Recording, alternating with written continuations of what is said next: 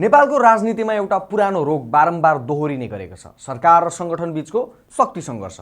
नयाँ दलहरू पुरानो दलका कमजोरी दोहोर्याउँदैनन् भन्ने अपेक्षा जनताले राख्ने गर्छन्। तर पछिल्ला घटनाक्रमले राष्ट्रिय स्वतन्त्र पार्टी रासोपा पनि यही चुनौतीको सामना गरिरहेको सङ्केत दिएको छ।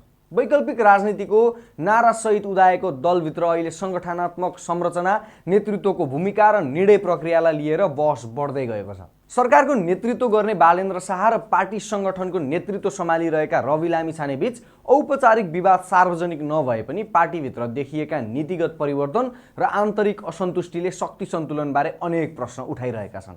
यसले केवल रासोपाको भविष्य मात्र होइन, नेपालको संसदीय लोकतन्त्रमा सरकार र पार्टी सङ्गठनको सम्बन्ध कस्तो हुनुपर्छ भन्ने बहसलाई पनि नयाँ ढङ्गले अघि सारेको छ। यस बहसको केन्द्रमा रासोपाको नयाँ विधान छ।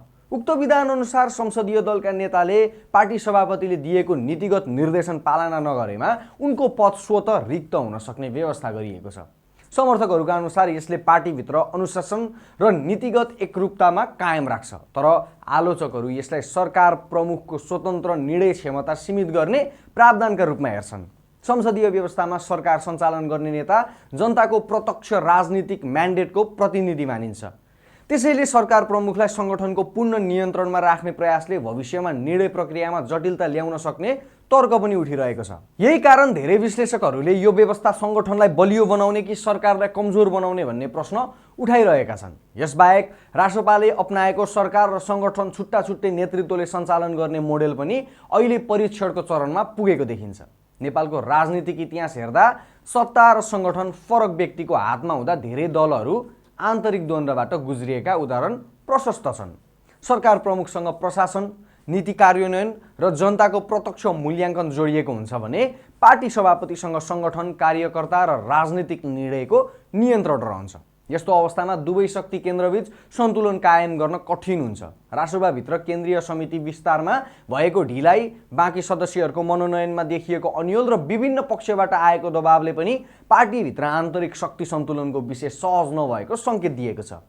मेरिट र पारदर्शिताको आधारमा राजनीति गर्ने दाबी गरेको दलले नियुक्ति र मनोनयनमा ढिलाइ गर्ने स्वाभाविक रूपमा प्रश्नहरू उठाइरहेका छन्। अर्कोतर्फ पार्टीभित्र वरिष्ठ नेताको नयाँ पद सिर्जना गरिए पनि एकभन्दा बढी वरिष्ठ नेता राख्न सक्ने व्यवस्थाले भविष्यको शक्ति समीकरणलाई प्रभावित गर्न सक्ने विश्लेषण भइरहेको छ।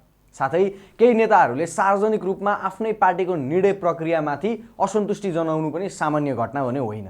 सुकुम्बासी व्यवस्थापनदेखि महाधिवेशनको आन्तरिक अभ्याससम्मका विषय नेताहरूले सामाजिक सञ्जाल र सार्वजनिक मञ्चबाट टिप्पणी गर्न थालेपछि पार्टीभित्र फरक मतहरू बिस्तारै बाहिर आउन थालेका छन्। यस्ता घटनाले लोकतान्त्रिक बहसको सङ्केत पनि दिन सक्छन्। तर समयमै व्यवस्थापन हुन नसके तीनै मतभेद भविष्यमा गम्भीर गुटबन्दीमा परिणत हुने जोखिम रहन्छ।